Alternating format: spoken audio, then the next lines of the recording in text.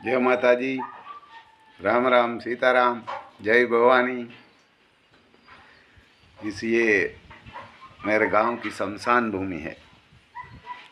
कि शमशान में महादेव का मूर्ति बिठाया हुआ है, वहाँ ये मंदिर है,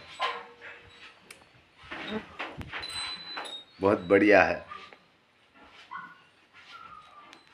ये शमशान भूमि भी हमारे इधर एक मणिदाता था, वो भी सिसोदिया था, वो तो स्वर्गलोक पाम गया है, लेकिन ये मूर्ति उसने संकल्प किया था इधर बिठाने के लिए। तो ये हवन पूजा करके बाद में ऐसे ही बिठाया है। जब वो मूर्ति तो आ गई थी, वो बीमार हुआ था, तो इसने ये पूरी शमशान भूमि को बदल दिया है मंदिर में। देखो, ये किसी को लगता ही नहीं है कि ये शमशान भूमि है। इधर जब कोई नहीं था, तब ये दूसरा, ये पहले वाला हमारा गांव का संत था, संत श्री त्रिकमाचार्य बापू। ये भी पंडित था, हमारे गांव का बहुत तपस्वी था। ये आभपरा है, वहाँ भी तप कर रहा था। वो महान संत था। और दूसरा ये हमारे ये मीणदाता था, उसने ये शमशान भूमि में बैठने के लायक भी कोई चीज़ नहीं थी। वहाँ झाड़ बीड़ सब उगे थे, ये कांटे वाले बावर, और ये शमशान बनाया है, इसी ने बनाया था। यहाँ वहाँ कम से कम 20 फुट की गहराई का खड्डा था आसपास में, शमशान के आसपास में। तो मेरे पास तब जेसीबी था, तो ये जेसीबी का ड्राइवर एक राजस्थानी शंकर विष्णुई करके था मेरे साथ। वो वहाँ से सुबह शाम निकलता था, तब हमेशा 2-3 ट्रैक्टर और जेसीबी 1 घंटा चलवा लेते थे। तो शंकर बोलता था, ये मेहनतदाता हमारा हमेशा हमारे को वहाँ निकलते हैं तो परेशान करता है। मैं बोला, ये शमशान भूमि है तो वहाँ चलाना ही पड़ेगा आपको। अब जब मेहनतदाता बोलेगा तब आपसे जो भी काम होगा वो आप कर दीजिए। तो साथ में 1-2 ट्रैक्टर भी होता है, तो कहाँ से मिट्टी डलवा लेते थे। वो हमेशा, मैं बोलता था कि आप 2-3 दिन 4 दिन रख लीजिए, जितना काम है वो करवा लीजिए। तो बोलता है, नहीं, ऐसा नहीं करना, थोड़ा थोड़ा करेगा तो आपका जैसी भी चलेगा, गांव वाला का कोई ट्रैक्टर होगा तो मैं ऐसा करके ये सब समतोल ज़मीन कर लूँगा। तो ये ज़मीन सही कर लिया जेसीबी से। उसके बाद फर्ती गोरा वंडी बना लिया। अभी तो गिर गई है, वो हो गया उसको मेरे हिसाब से 12-13 साल हो गई है। मेरे को पक्का पता तो नहीं है, लेकिन ये महान संत जैसा आदमी था। ये पास में नदी है, पानी भी शमशान के पास से ही जा रहा है। अभी थोड़ा गंदा पानी है, बरसात ज़्यादा नहीं हुई, लेकिन ये काम उसने बहुत बढ़िया किया है। इतना पेड़ लगाया है मेरे गांव में, कैसा कभी ने आज तक लगाया ही नहीं है। इधर ये बिल्ली का झाड़ है महादेव के लिए। जब ये श्रावण मास चालू होता है तब मैं वहाँ जाता हूँ, वो बिल्ली का पत्र लेके भगवान के मंदिर भी जाता हूँ। लेकिन ये देन मेहनतदाता की है। और पूरे गांव में इतना पेड़ लगाया है, आसपास में गांव के जहाँ भी उसको जगह मिलती थी वहाँ वो पेड़ लगाते थे। और पेड़ भी ऐसा लगाया कि देखने वालों को देखना पड़ेगा। ये पहले ये शमशान में कोई आने के लिए राजी नहीं थी।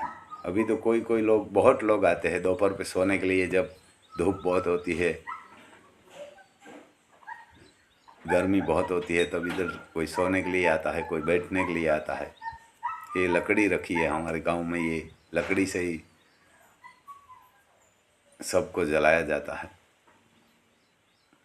कि लकड़ी कोई गांव वाला और कोई दूसरा इधर उधर से जो काट के इधर रख देते हैं, तो सबको लकड़ी से ही जलाएगा तो बढ़िया रहेगा। अभी तो आधुनिक आ गया है लाइट से, हमारे गांव में नहीं है, सिटी बड़ी बड़ी सिटी में है, लेकिन ये लकड़ी से जलाएगा तो बढ़िया रहता है।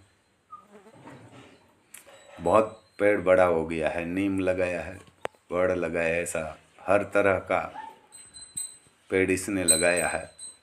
और बिल्ली भी बहुत लगाया है। और सबसे प्रिय झाड़ में पीपरा बोलते हैं, पीपरा भी बहुत बड़ा लगाया है इसने। ये सामने वाला पीपरा है, नीम है। और इधर हमारे आसपास एरिया में ऐसा शमशान भूमि हमारे गांव में है, ऐसा मैं नहीं देखा है। ये यहाँ नारियल का पेड़ भी लगा हुआ है, इसमें नारियल भी आते हैं। देखो ये सामने दिखाई देगा। ऐसा शमशान हर जगह नहीं है, कोई कोई गांव में होता है। हमारे आसपास एरिया में तो कहाँ नहीं है ये नारियल का पेड़ और ऐसी शमशान भूमि। आप एक बार देखने के लिए आए तो भी बढ़िया रहेगा। ये रोड के पास में ही है, वहाँ से रोड ही पास में गुजरता है।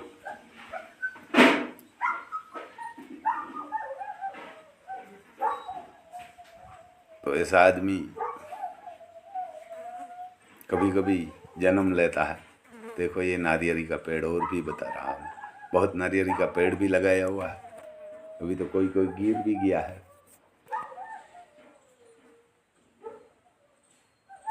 ये फूल झाड़ सब वहाँ लगाया हुआ है। शमशान भूमि में आप आएगा तो आपको स्वर्ग लगेगा, ऐसा बनाया हुआ है। ये सुबह से मेरे पास में ही उसका खेत था, सुबह से निकल जाता था खाना खा के, शाम को आता था घर पे। वो कुछ भी घर पे काम नहीं करता था। जब मैं छोटा था तब से उसको देख रहा था। मैं वहाँ से गुजरता था गाड़ी लेके, तो कभी कभी घंटा 2 घंटा उसके पास बैठता था। वो महाभारत, रामायण, गीता सब बहुत पढ़ते थे, बहुत जानते थे भी। और ऐसा कोई संत होता है उसका भी वो ज्ञान देते थे। पढ़ा लिखा तो ज़्यादा नहीं था, 1-2 ही थोड़ी पढ़ाई किया था, ऐसा बोल रहा था। वो तो बहुत बड़ा था, मेरा डाडा था। ये हमारे कुटुंब परिवार का ही था, सिसोदिया भी था। लेकिन ऐसा कभी कभी आत्मा जन्म लेता है, हमेशा नहीं लेता। ये मंदिर उसी ने ही निर्माण किया था। ये यज्ञ भी बहुत बड़ा किया था। यज्ञ में मैं भी गया था, मैं और मेरी बीवी। तब तो ये मोबाइल वीडियो नहीं था, खाली मोबाइल था, वीडियो वाला नहीं था। ये बढ़िया मूर्ति भी भगवान की है, राजस्थान से मंगवाई थी आरसपान की। और जब वो गुजर गया ना, तब भी उसने वो बोला था जब जिंदा था कि जो भी मेरा अंग किसी को चाहिए वो दान कर देना। आँख, वाल, जो भी ज़रूरत पड़े उसकी लड़का को ही बोला था। ये सब पेड़ उसी ने लगाया है, ये सब दान कर देना। वो उसने, लड़का ने, मेरा आता है उसका नाम, उसने सब दान कर दिया था। उसका अंग दान किया था, महादान होता है। किसी को आँख दिया था, किसी को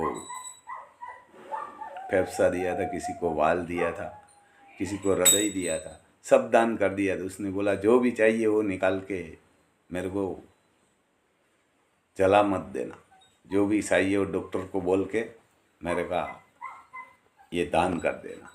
तो ऐसा आदमी जिंदा था तब भी, वो तो बहुत तंदुरुस्त था तब भी बोल रहा था उसका लड़का को कि जब मैं गुजर जाऊंगा तब मेरा ये सब अंग है वो दान कर देना, जो भी चाहिए वो डॉक्टर को बोल देना, जो ज़रूरत है वो निकाल दीजिए। और वो कम से कम मेरे हिसाब से 85 साल का था। उसकी आँख बहुत कंप्लीट थी, डॉक्टर निकाल के लेके गया था हमारे इधर। तो उसने बोला ये 5-6 आदमी को इसने जीवन दान दिया है, क्योंकि एक आदमी को एक आँख देते हैं, एक आदमी को एक वाल देते हैं, एक आदमी को एक फेफड़ा देते हैं, सब देते हैं एक एक। तो एक आदमी 80-85 साल का होता है और उसका आँख का दान कर देता है, वो भी बढ़िया होता है।